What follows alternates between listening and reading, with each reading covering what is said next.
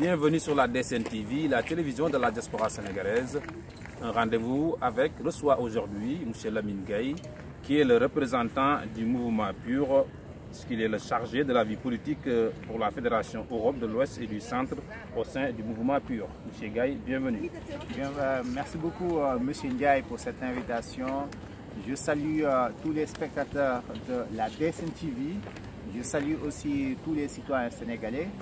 Je salue également aussi, plus précisément, les membres et sympathisants du Parti de l'Unité et du Rassemblement. Merci M. Gueye. Je rappelle que votre mouvement PUR, le Parti de l'Unité et du Rassemblement, a créé la surprise lors de la dernière législative au Sénégal le 30 juillet 2017, en arrivant 4e derrière les grandes coalitions. M. Gueye, explique-nous, qu'est-ce qui explique selon vous ce beau résultat? Bon, avant tout, je fais juste une petite précision. Donc, on n'est pas un mouvement, mais plutôt un parti politique. Et aujourd'hui, si on s'est présenté aux élections législatives dernières, c'était pour avoir des représentants au sein de l'hémicycle de la 13e législature. Maintenant, donc, ce qui explique ce résultat, on peut le définir sur deux cas. La première est qu'au niveau du parti, nous avons un parti qui est structuré, très bien structuré même, et derrière, il y a aussi ce qu'on appelle des militants et sympathisants qui sont disciplinés. Je pense que la symbiose des deux a fait aujourd'hui ce beau résultat qu'on a eu lors des élections législatives dernières. Je rappelle que vous avez fait campagne sur les valeurs morales que sont la justice, l'entraide. Est-ce que cela aussi n'explique pas en quelque sorte le bon résultat lorsqu'on sait en quelque sorte les mots de la société sénégalaise? Exact, on peut dire ça. Donc nous, déjà, notre principe, sur notre principe, il y a la justice, la solidarité, mais aussi le développement. Et derrière, on a fait campagne.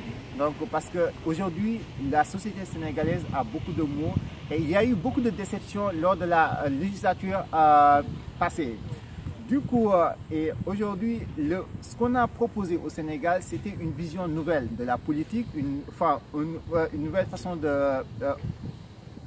faire de la politique.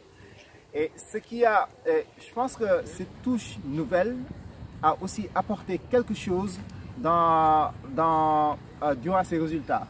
Et maintenant, nous allons essayer de parler d'un cas qui en tout cas détient toute la vie politique sénégalaise en haleine, en tout cas l'affaire Khalifa Sall.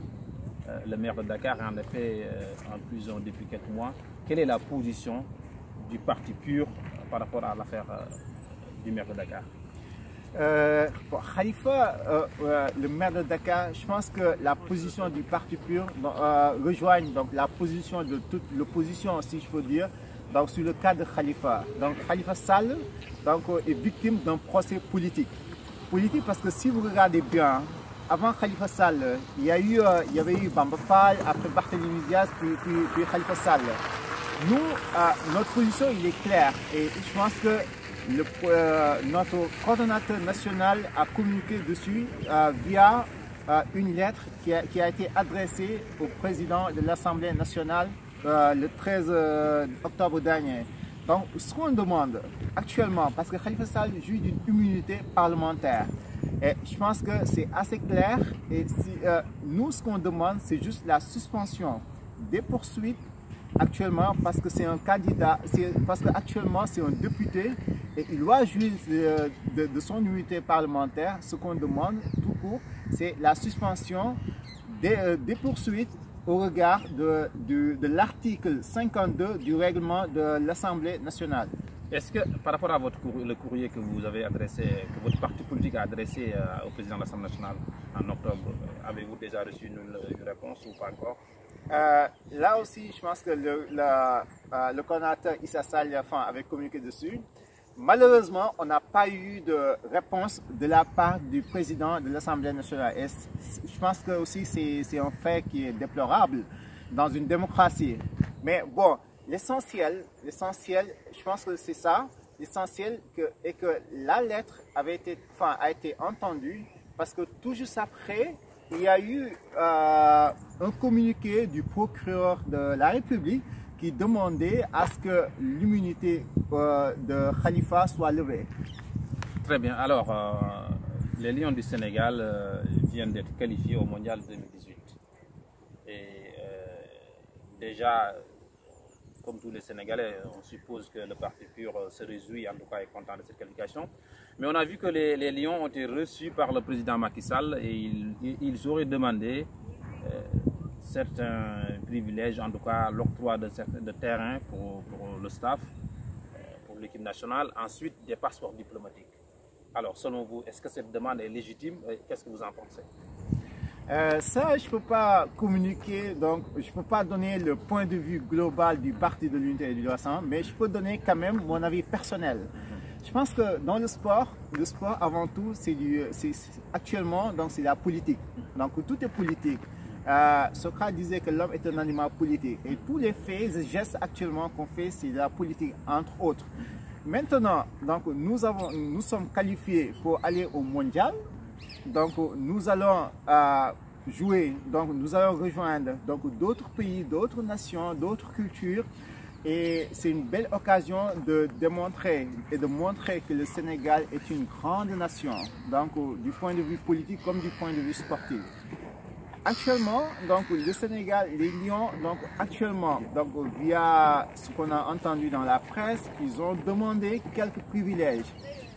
Pour mon point de vue personnel, je pense que c'était assez prématuré de demander cela. On aurait dû attendre, exemple, d'aller d'abord au mondial, de faire notre résultat et de revenir pour demander quoi que ce soit. Mais j'ai juste trouvé la forme, le fond. Je pense que parce qu'actuellement, le président de la République attribue des terrains, des passeports diplomatiques à n'importe qui. Et c'est légitime aussi, donc pour des représentants de la nation, pour moi, l'équipe nationale représente aussi la nation sénégalaise, donc pour moi c'est assez légitime. C'est juste la forme et le temps. Je pense que le temps n'était pas propice et la forme qu'ils l'ont fait aussi, je pense que c'était assez prématuré pour demander cela. Ils auraient dû quand même, par l'élégance morale et politique, attendre d'abord aller au mondial, revenir avec un bon résultat et demander ce qu'ils ont demandé. Merci M. Lamine Gaye d'avoir répondu à nos questions. Je rappelle que vous êtes le représentant du parti PUR, le parti de l'unité de rassemblement ici en Europe. Merci. Merci M. Gaye. Et j'ai précisé encore une fois que vous êtes arrivé 4e, votre parti est arrivé 4e lors de des dernières législatives en remportant 3 sièges à l'Assemblée nationale. Merci. Exactement. À vous. Oui, avec plus de 150 000 quand même d'électeurs. Et je pense qu'on se réjouit. Et l'essentiel, c'est que nous sommes en train de travailler aussi pour amener et rapporter beaucoup plus de résultats pour les échéances à venir. Merci d'avoir suivi un rendez-vous avec sur la DSN TV, la télévision de la diaspora sénégalaise. Merci. Merci, M. Gaye. À bientôt.